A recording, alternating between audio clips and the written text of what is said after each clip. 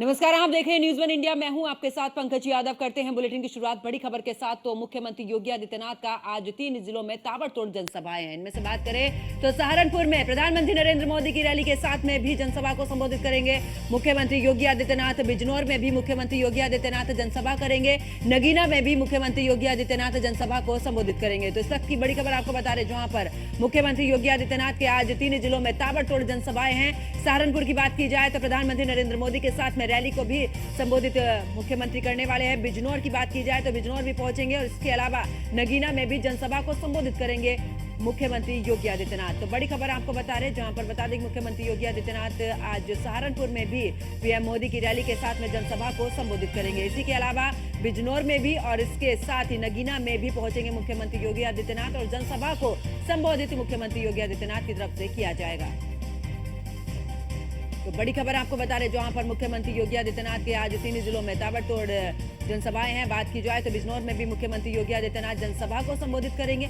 नगीना में भी जनसभा को संबोधित करते नजर आएंगे मुख्यमंत्री योगी आदित्यनाथ। और बीजेपी प्रत्याशियों के पक्ष में जनता से वोट करने की अपील और साथ ही किस तरीके से डबल इंजन की सरकार में यूपी में विकास हुआ है, इसके साथ ही अगर बात करें तो कौन कौन सी योजनाएं चली हैं, किन योजनाओं का लोगों को लाभ मिला है, धरातल पर कितनी योजनाएं काम कर रही, तमाम बातों का जिक्र भी मुख्यमंत्री योगी आदित्यनाथ करेंगे। और साथ ही किस तरीके से बीमारू उत्तर प्रदेश जाना जाता था, उसको किस तरीके से उत्तर प्रदेश की ओर सरकार लेकर जा रही है, इन तमाम पहलुओं पर आज जनता के बीच में पहुंचेंगे मुख्यमंत्री योगी आदित्यनाथ और तमाम उपलब्धियों को गिनवाते नजर आएंगे।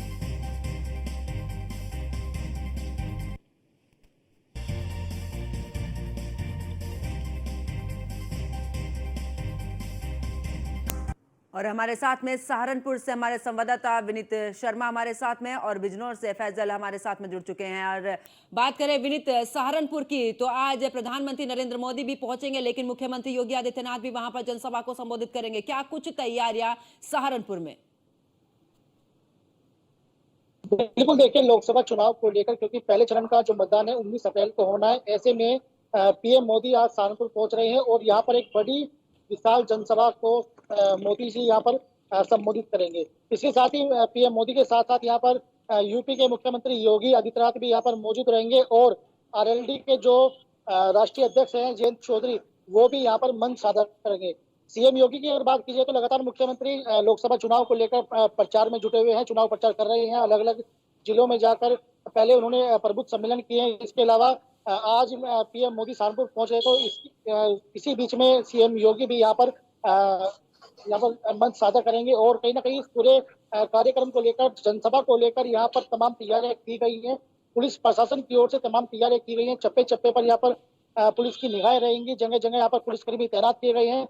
करीब 2000 पुलिसकर्मी ऐसे हैं जो इस जनसभा को लेकर यहाँ पर तैनात किए गए हैं। इसके अलावा जो पुलिस के अधिकारी हैं वो भी अलग अलग यहाँ पर तैनात रहेंगे और बाकायदा सभी को यहाँ पर दिशा निर्देश दिए गए हैं कि जनसभा को लेकर। साथ ही अगर सीएम की जो रैली है उसको, पीएम की जो रैली है उसकी बात की जाए तो बीजेपी की ओर से भी यहाँ पर तैयारियां की गई है। जो बीजेपी के प्रदेश अध्यक्ष है वो कल सहारनपुर में पहुंच गए थे, भूपेंद्र चौधरी, और बाकायदा उन्होंने पूरे प्रोग्राम की तैयारी यहाँ पर की है। और जो बीजेपी के नेता है वो कल से यहाँ पर जुटे हुए हैं पीएम मोदी के इस प्रोग्राम को लेकर। फिलहाल पूरे प्रोग्राम की तैयारी यहाँ पर, रोड मैप यहाँ पर पहले से तैयार कर लिया गया था और करीब 10:30 बजे के आसपास सीएम योगी सहारनपुर पहुंचेंगे और उसके ठीक करीब 11:30 बजे के आसपास पीएम मोदी यहाँ पर सहारनपुर पहुंचेंगे। हालांकि जो जो ये रैली होने वाली है, ये दिल्ली रोड पर जो यहाँ पर राधा स्वामी सत्संग भवन है वहां पर ये रैली होगी। और इस रैली को लेकर जो यहाँ पर जगह जगह की आसपास के जिले हैं, पश्चिमी के जो जिले हैं, सहारनपुर, शामली, मुजफ्फरनगर, आसपास से भी लोगों के आने की संभावना है। करीब इस रैली में हजारों की तादाद में यहाँ पर लोग जुटेंगे, क्योंकि पीएम मोदी की रैली है। ऐसे में तमाम जो लोग हैं, जनता है, वो कहीं ना कहीं पीएम मोदी को सुनने के लिए यहाँ पर आएंगे और सीएम योगी भी वहां पर मौजूद होंगे। और कहीं ना कहीं जो सरकार लगातार धरातल पे काम करती रही है, चाहे वो जो भी सरकार की योजना, उसका भी कहीं ना कहीं यहाँ पर पीएम मोदी और सीएम मुख्यमंत्री योगी यहाँ पर अपनी योजना को लेकर भी यहाँ पर मंच पर यहाँ पर लोगों को बताएंगे। और विनीत वापस लौटूंगी आपके पास में, और हमारे साथ में फैजल जुड़े हुए हैं बिजनौर से। फैजल, अगर बात करें तो बिजनौर की सीट बड़ी ही अहम मानी जाती है और यहाँ के समीकरण बदलते रहते हैं। ऐसे में अगर बात करें तो मुख्यमंत्री योगी आदित्यनाथ वहां पर पहुंच रहे हैं। क्या कुछ तैयारियां उनकी रैली को लेकर, और अगर बात करें तो कितना समर्थन की बात करें और साथ ही कितना उत्साह लोगों में नजर आ रहा है? बिल्कुल, मैं आपको बता दूं, अगर बात है तैयारी की, तो एसपी नीरज कुमार यादव और डीएम जो अंकित अग्रवाल हैं, वो तो कल से ही वहां मौके पे हैं। और बात की जाए डीआईजी मुरादाबाद, खुद सुरक्षा का जायजा ले रहे हैं। आसपास के जनपदों की पुलिस लगा दी गई है, सैकड़ों की तादाद पर पुलिस लगाई गई है। अगर बात की जाए 2 जगह जनसभा होगी तो हजारों की संख्या में पुलिसकर्मी लगाए हुए हैं। अब बात कर रहे हैं योगी आदित्यनाथ जी की कि वो कितनी जगह सभा करेंगे। वो 2 जगह सभा करेंगे। बिजनौर की चांदपुर एक तहसील पड़ती है जो बिजनौर लोकसभा में लगती है, तो वो बिजनौर की जनता को भी प्रभावित करेंगे। और दूसरी जो लोकसभा है नगीना, वो उन जनता को भी प्रभावित करेंगे, जिससे कि अपने जितने भी वोटर हैं अपने प्रत्याशी की अपील करेंगे कि मेरे प्रत्याशी को वोट किया जाए।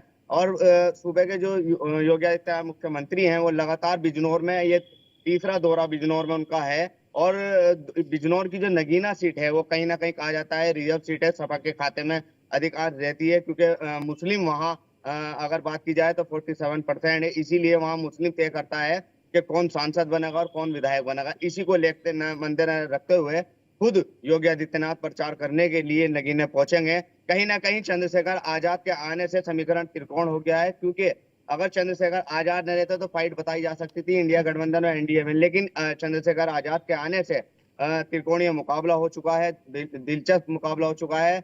और हकीकत ये है, ये तो तभी पता चल पाएगा जब वोट मशीन में से वोट निकलेंगे कि जनता ने किसे लाइक करा। फिलहाल सब अपने अपने पत्ते दिखा रहे हैं। अगर बात की बिल्कुल। जाए और नगीने में, फैसल, अगर बात करें, क्योंकि बिजनौर की ऐसी सीट है, यहाँ से मायावती भी संसद तक पहुंची हैं। अगर मीरा कुमार की बात कर ले, पासवान की बात कर ले, एक बड़ी ही महत्वपूर्ण ये सीट मानी जाती है और इसके समीकरण हमेशा से ही बदलते रहते हैं। कोई एक पार्टी ऐसी नहीं रही है जिसने एक लंबे समय तक इस सीट पर कब्जा रहा हो। ऐसे में बिजनौर का समीकरण क्या कहता है? जातीय समीकरण की बात करें, क्योंकि यहाँ पर दलित और मुस्लिम समुदाय का एक वोट बैंक ऐसा है जो ये तय करता है कि हार होनी है या जीत।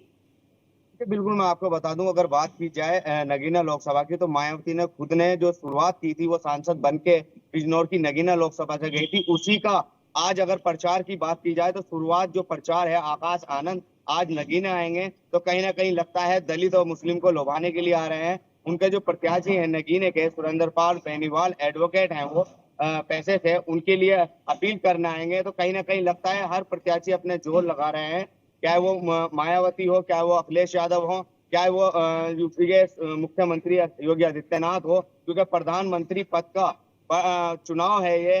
प्रधान कौन बनेगा प्रधानमंत्री, ये वोटर कौन बनाएंगे प्रधानमंत्री, तो सब लगे हुए हैं, अपने अपने प्रत्याशी उतारे हुए हैं। सबको लग रहा है कि हम जीत रहे हैं, लेकिन कहीं ना कहीं नगीने में कहा जा सकता है जहां मुस्लिम और दलित साथ होगा, वो ही सांसद बन पाता है। बिल्कुल, निर्णायक इसीलिए की भूमिका में रहते हैं। फैजल, वापस लौटती हूँ, हमारे साथ में विनीत भी जुड़े हुए हैं सहारनपुर से।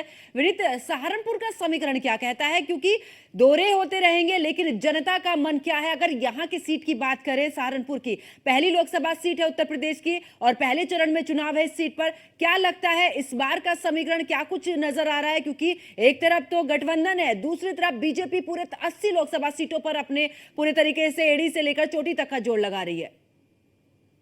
बिल्कुल, देखिए सहारनपुर के अगर समीकरण की बात की जाए तो सहारनपुर में 2019 में जब चुनाव हुआ था तो यहाँ पर बीजेपी को हार का सामना करना पड़ा था। हालांकि जो हारे हुए प्रत्याशी है उनको दोबारा से बीजेपी ने टिकट दिया है, राघव लखनपाल। तो राघव लखनपाल यहाँ पर 2014 में भी यहाँ पर सांसद रह चुके हैं। लेकिन इस बार कहीं ना कहीं बीजेपी के लिए अगर कहा जाए तो ये जीत जो है बहुत ही अहम होगी अगर बीजेपी यहाँ पर जीत हासिल करती है तो, क्योंकि बीजेपी के सामने यहाँ पर इंडिया गठबंधन की जो प्रत्याशी इमरान मसूद यहाँ पर खड़े हुए हैं। इमरान मसूद एक वरिष्ठ नेता माने जाते हैं। पश्चिम यूपी की अगर बात करें तो एक बहुत बड़ा उनका यहाँ पर ओरा माना जाता है इमरान मसूद का, खासकर मुस्लिम वोटर्स को लेकर।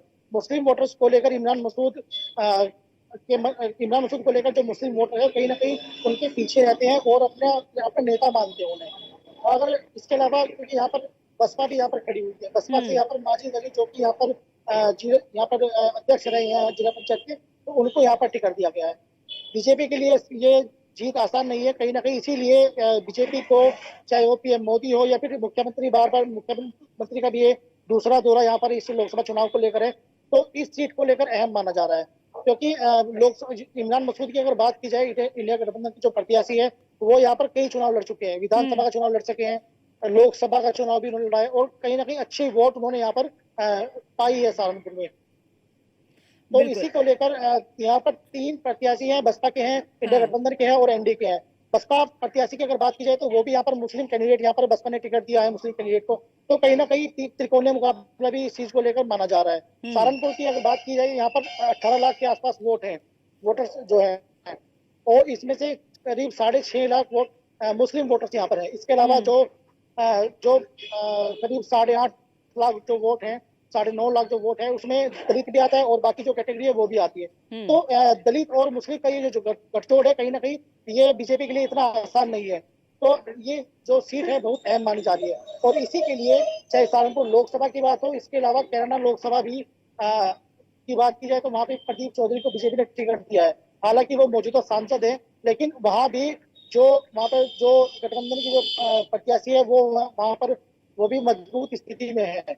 हालांकि जो कैराना की अगर बात की जाए तो वहां पर कहीं ना कहीं रालोद और जो बीजेपी का जो गठबंधन हुआ है उसका कहीं ना कहीं वहां पर बीजेपी नेता को जो प्रत्याशी है उन्हें फायदा मिल सकता है, लेकिन बिल्कुल दोनों सीटों विनीत, पर और ऐसे महामुकाबला में जो समीकरण की बात करें तो मुख्य निर्णायक के रूप में कहीं ना कहीं जो वोटर्स हैं, मुस्लिम वोटर्स की अगर बात करें या दलित वोटर्स की बात करें, सहारनपुर हुआ, बिजनौर हुआ, ये ऐसी सीटें हैं जो निर्णायक भूमिका में ये वोटर्स रहते हैं और ऐसे में लुभाने की पुरजोर कोशिश जो है वो बीजेपी की तरफ से हो या फिर गठबंधन की तरफ से हो, हर एक प्रत्याशी जो चुनावी मैदान में है उसकी पुरजोर कोशिश है कि हर एक वर्ग को किस तरीके से लुभाए, किस तरीके से अपने पक्ष में लेकर आए। आप दोनों संवाददाता मेरे साथ में जुड़े, आप दोनों का बहुत बहुत शुक्रिया तमाम जानकारी साझा करने के लिए।